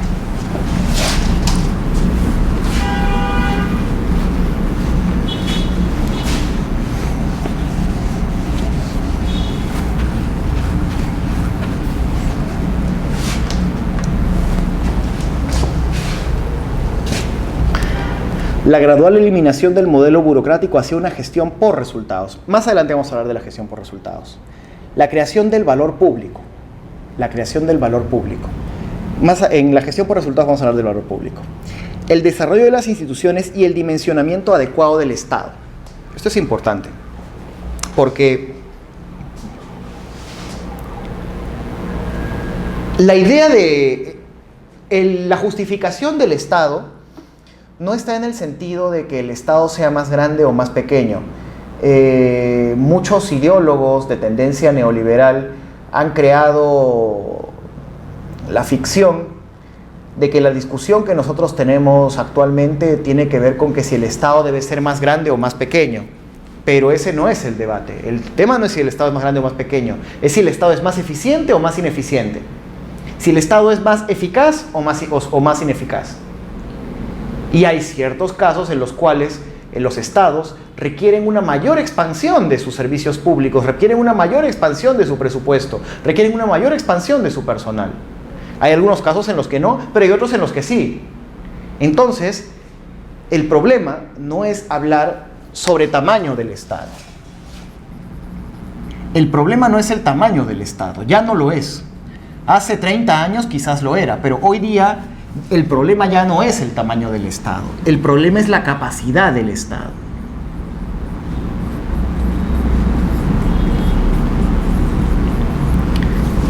El problema es la capacidad del Estado. Y es a través de la capacidad del Estado, en función a lo cual nosotros debemos diseñar las instituciones.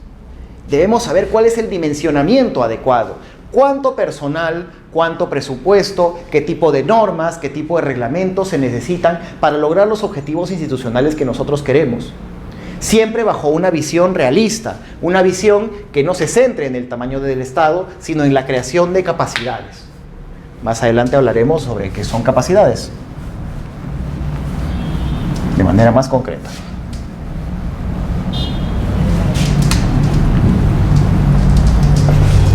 El mejoramiento de las conquistas macroeconómicas y la equidad social. A pesar de que el modelo burocrático se jactaba de tener como mayor prioridad la eficiencia, resultaba que era un modelo muy poco eficiente y de que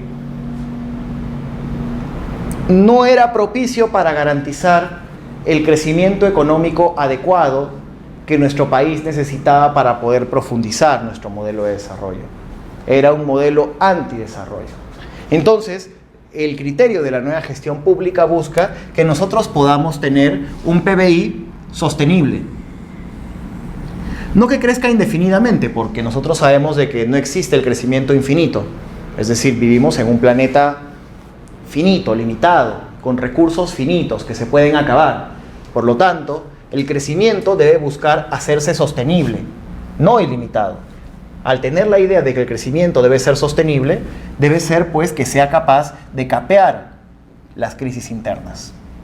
Y hay crisis internas, las crisis que son inherentes al modelo de desarrollo capitalista, hace que, así como existen booms de recursos naturales, como el que tuvimos la década pasada, estos también puedan decaer debido a la caída de los precios.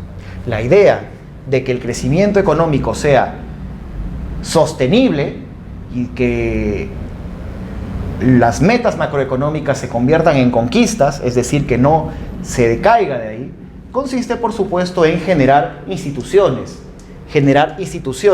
que tengan la capacidad de resolver problemas públicos y que cuando los recursos naturales caigan, cuando los precios de los minerales caigan, cuando los precios de los commodities caigan, no lleguemos aquí, pues, no lleguemos al punto más bajo, sino que, digamos, podamos capear el temporal, ¿no? Podamos salir adelante de los temporales, que las conquistas macroeconómicas se mantengan, que no sea pues un crecimiento falaz, que no sea un crecimiento falso, como el que nosotros tuvimos durante la época del guano y el salitre. Ustedes recordarán que el crecimiento que nosotros tuvimos a partir de la exportación de guano y salitre fue bastante artificial, digamos, ¿no?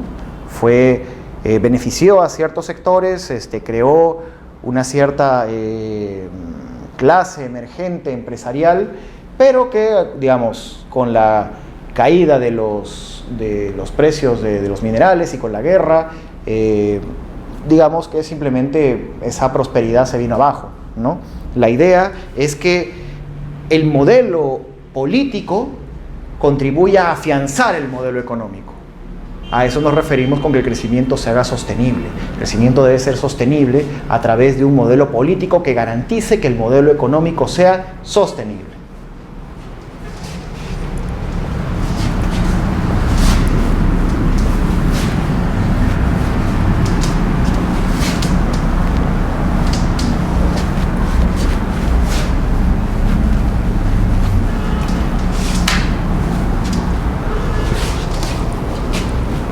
Bien. La responsabilidad de la nueva gerencia pública está ligada a la eficacia y a la eficiencia de su gestión, y no solo al cumplimiento de sus mandatos. Se propone separar el diseño de políticas públicas de su administración, reemplazar a la burocracia y autoridad tradicional del gobierno por competencia e incentivos, ¿no? De lo que ya hemos hablado en varias ocasiones, especialmente en lo que concierne a, hemos colocado como ejemplo la política de lucha contra la tuberculosis. En el modelo burocrático,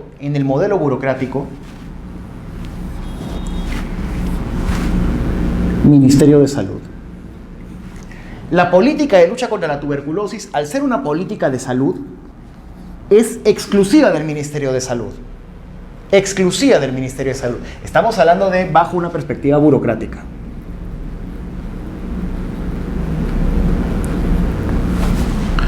Como es burocrática y el objetivo es, digamos, el objetivo institucional del Ministerio de Salud bajo una perspectiva burocrática es la de generar las políticas públicas del sector. Entonces, una política como la de la lucha contra la tuberculosis es exclusiva gestión del Ministerio de Salud. Pero nosotros dijimos que tiene que ver también con temas de desarrollo, con temas de educación. ¿Qué significa esto? Que bajo una perspectiva burocrática, el Ministerio de Salud tendría que desarrollar una dirección de educación en salud. Tendría que desarrollar una dirección de desarrollo social para la salud. Tendría que desarrollar una dirección de estrategia de lucha contra las pandemias, pongamos, ¿no? Todas estas direcciones no deberían existir en un modelo de nueva gestión pública. Porque en un modelo de nueva gestión pública actúa el Ministerio de Salud, con el Ministerio de Educación, con el Ministerio de Desarrollo y con otros ministerios. Y la idea es identificar qué sectores del Ministerio de Salud, del Ministerio de Educación, del Ministerio de Desarrollo y de otros ministerios deben confluir entre sí para resolver y atacar el problema y generar la política pública. Este esquema es profundamente ineficiente porque en el modelo burocrático tú tienes que ir creando nueva burocracia, tienes que ir aumentando funcionarios públicos, tienes que ir aumentando regulación, tienes que ir aumentando cosas. Acá tú estás utilizando pragmáticamente elementos de otros ministerios con el objetivo de ¿qué? De generar la política. Esto es más rápido, esto es más lento. Esto consume menos plata, esto consume más plata. Esto utiliza menos gente, esto utiliza más gente. Esto resuelve el problema, esto no resuelve el problema. Me parece que la comparación es bastante clara.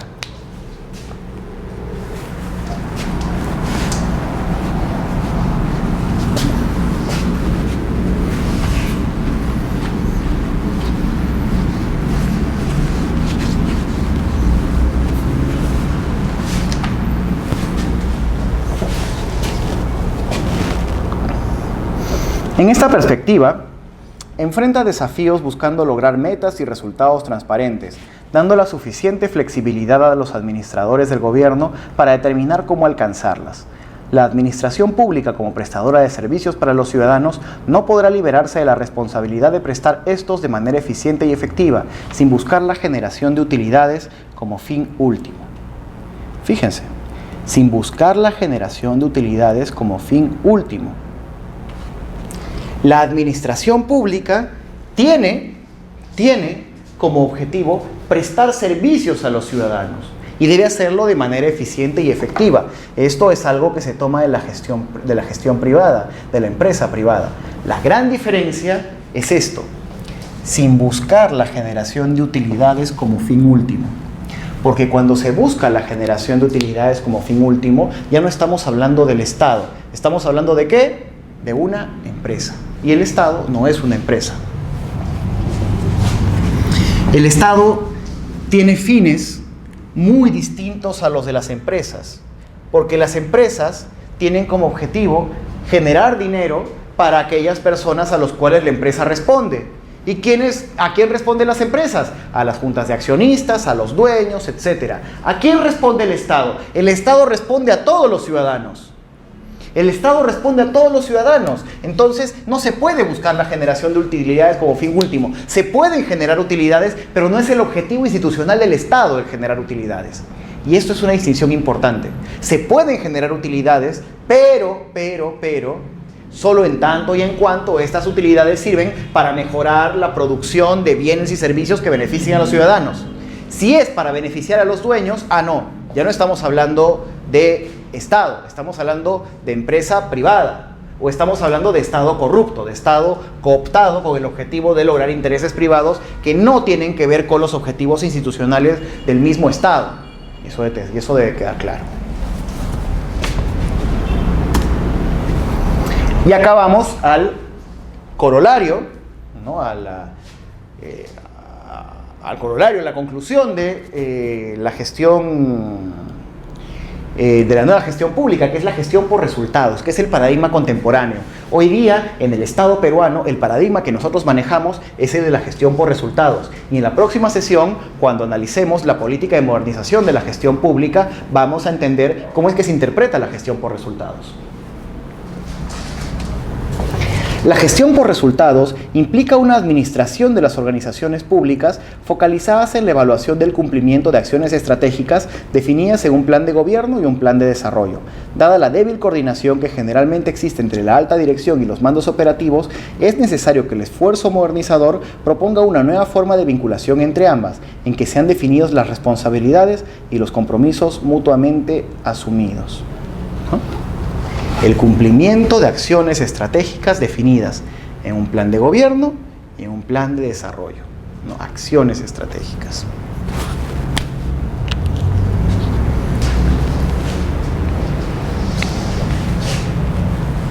Acciones estratégicas. Plan de gobierno. Débil coordinación.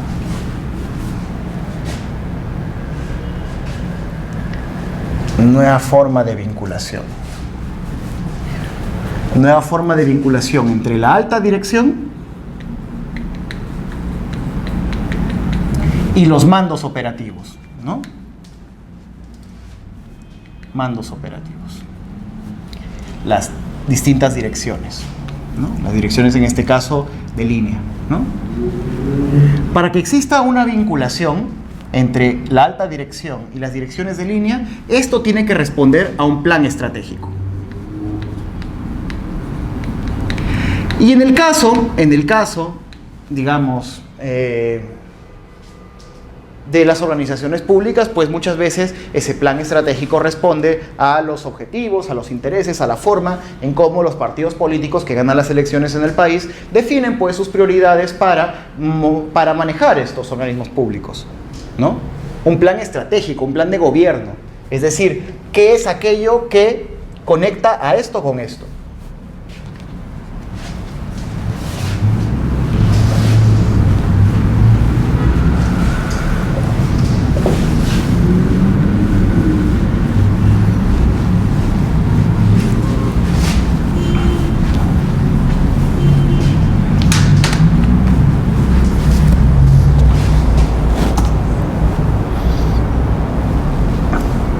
La implementación de un modelo de modernización, ojo, ya estamos hablando de modernización. La implementación de un modelo de modernización de gestión pública se entiende como la incorporación de nuevos enfoques de índole empresarial, tales como la ingeniería, el benchmarking, el outsourcing, con la finalidad de superar la administración burocrática que caracterizaba a países menos desarrollados.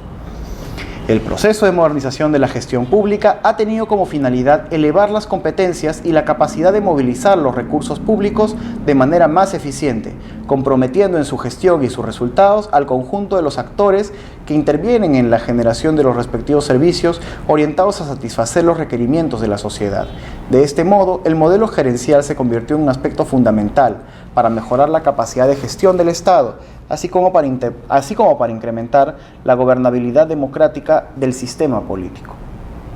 La implementación de nuevos enfoques de gerencia pública. Ojo, en la nueva gestión pública se implementan algunos, pero en la gestión por resultados ya se implica la implementación de enfoques contemporáneos, que digamos, cuando analicemos la política de modernización de gestión pública vamos a ver cuáles de estos criterios de calidad han sido incorporados, ¿no? Que es elevar las competencias y movilizar recursos públicos de manera más eficiente. Y se tiene que comprometer al conjunto de los actores que intervienen en la generación de los servicios, ¿no? Y cuando hablamos de los actores, no solamente estamos hablando naturalmente de los funcionarios públicos, estamos hablando de la clase política, estamos hablando de los congresistas, estamos hablando de otros partidos políticos, estamos hablando de la sociedad civil organizada, estamos hablando del empresariado, estamos hablando de aquellos sectores que se ven involucrados en la política, ¿no es cierto?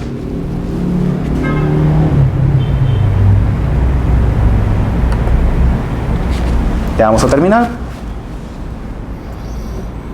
La ley marco de modernización de la gestión del Estado peruano, que es la ley, digamos, sobre la cual se basa la política general de modernización del Estado, tiene como finalidad fundamental la obtención de mayores niveles de eficiencia del aparato estatal, de manera que se logre una mayor atención a la ciudadanía, priorizando y optimizando el uso de recursos públicos. En este marco, el objetivo es alcanzar un Estado, primero, que sea al servicio de la ciudadanía, ¿no?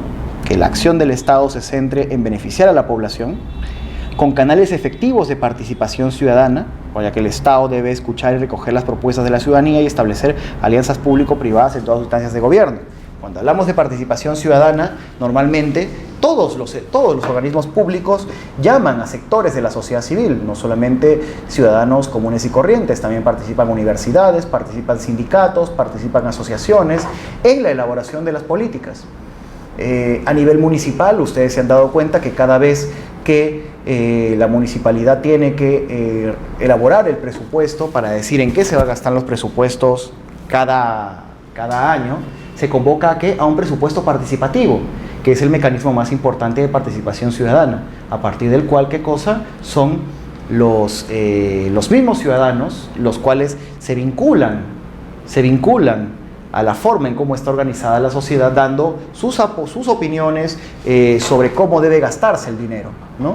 Ya que muchas veces las autoridades públicas no tienen conocimiento suficiente o no disponen de un diagnóstico de cómo mejorar la situación de la región o del distrito, si no es con el input, si no es con la intervención permanente por parte de los ciudadanos para lograr esto, ¿no? Descentralizado y desconcentrado. El poder se ejerce descentralizadamente, de manera armónica y con sentido de colaboración entre los niveles distintos de gobierno. Cuando hablamos de descentralización,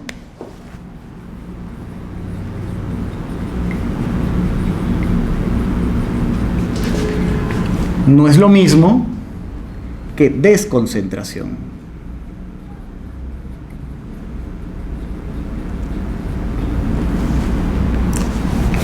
Y esto es muy importante. Esto va a ser incluso pregunta de examen. ¿Descentralización es lo mismo que desconcentración? No. Descentralización y desconcentración no son lo mismo. En la descentralización, lo que se separa son las atribuciones de gobierno.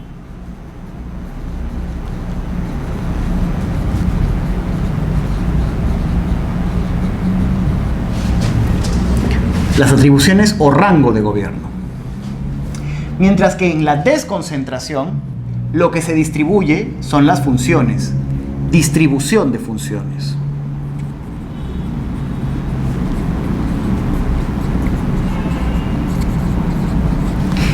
En la descentralización, el Estado central, que está en Lima, atribuye funciones de organización, de administración interna, funciones de gobierno a los gobiernos subnacionales.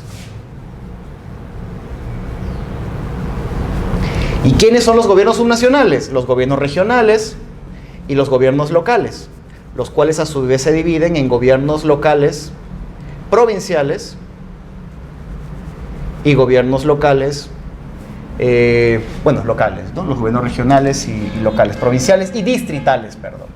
Provinciales y distritales, ¿no? Regional, local, provincial, distrital, ¿no? Mientras que en la desconcentración, que eso es otra cosa, en la desconcentración, ciertas funciones correspondientes al Estado central son asumidas por entes regionales. Por ejemplo, ustedes han escuchado de las oficinas desconcentradas. Las oficinas desconcentradas, ¿a qué organismos pertenecen? A organismos que tienen su sede en el gobierno central.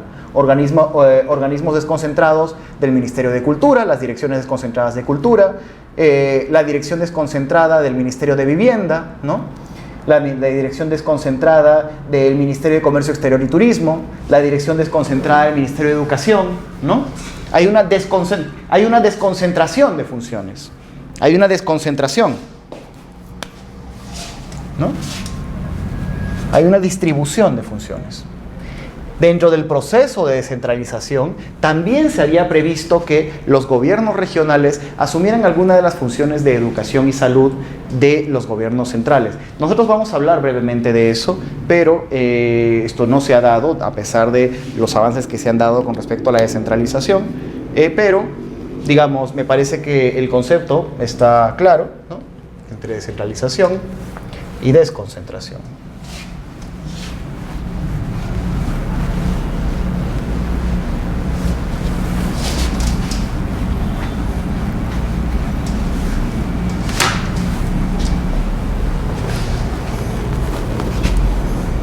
Transparente en su gestión, ¿no?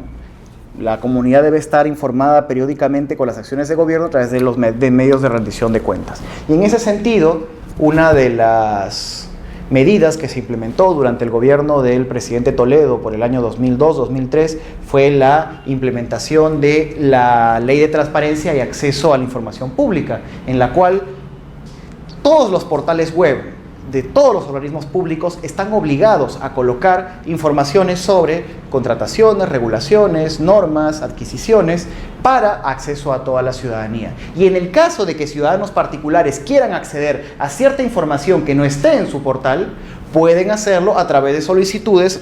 Vas a la mesa de partes y solicitas información sobre cómo se invirtió cierto presupuesto, cierto dinero, o cómo se está ejecutando cierta política cuya información tú no encuentras en Internet, ¿no? Eso es importante. Con servidores públicos competentes y debidamente remunerados. Se promueve su capacitación y perfeccionamiento en función al desempeño y capacitación, y fiscalmente equilibrado, ¿no? Los funcionarios públicos tienen que estar formados adecuadamente en los temas de su especialidad, dependiendo cuáles sean, ¿no? A nivel, de pregrado, posgrado, ¿no? El Estado los capacita permanentemente para que ellos puedan realizar mejor su función. Y fiscalmente equilibrado es que los ingresos no sean tampoco mayores a los egresos y viceversa, sino que haya un equilibrio entre lo que entra y lo que sale del Estado, ¿no? Para que no haya déficit fiscal o problemas de financiamiento interno, ¿no? Y con esto ya terminamos, señalando que el proceso de modernización de la gestión del Estado debe sustentarse fundamentalmente en el diseño de una visión compartida por parte de los entes que conforman el Estado, y planes de largo y mediano plazo, estratégicos y sustentables, que den sentido a su actuación, que convoque y comprometa a la ciudadanía a la participación responsable, que aporte a los procesos de desarrollo, que no sea solo beneficiario de bienestar, sino que lo fundamental, participe y construya un futuro promisorio, ciudadanos con sentido crítico, ¿no? Ello implica también profundizar el proceso de descentralización, redefiniendo los roles y fortaleciendo la capacidad de gestión del gobierno central y los gobiernos regionales y locales. mayor eficiencia y la utilización de los recursos del Estado para evitar pues lo que ya hablamos, ¿no? La duplicidad, la superposición de competencias, es decir, evitando todos los efectos del modelo burocrático, ¿no? La idea de estos modelos, los que vienen de manera posterior al modelo burocrático, es la implementación de criterios de gestión privada con el objetivo de mejorar la gestión para la provisión de servicios públicos que beneficien a los ciudadanos, ¿no? En ese contexto es prioritario revalorizar la carrera pública con énfasis en el principio de ética pública y especialización, así como el respeto al Estado de Derecho. Entonces, acá terminamos nuestra sesión del día de hoy. En la siguiente nosotros nos vamos a centrar exclusivamente en el análisis de la política de modernización del Estado peruano, que es la política vigente al día de hoy y que todos los organismos públicos deben adaptarse. Ustedes que están llevando este diplomado van a estar seguramente muy interesados en esto, porque si es que trabajan en un organismo público, estas son medidas obligatorias. Todavía no todos los organismos públicos lo han hecho, creo que están en un 30-40%, y especialmente la gran mayoría están en Lima. Creo que una gran parte de organismos públicos ubicados en regiones todavía no lo hacen.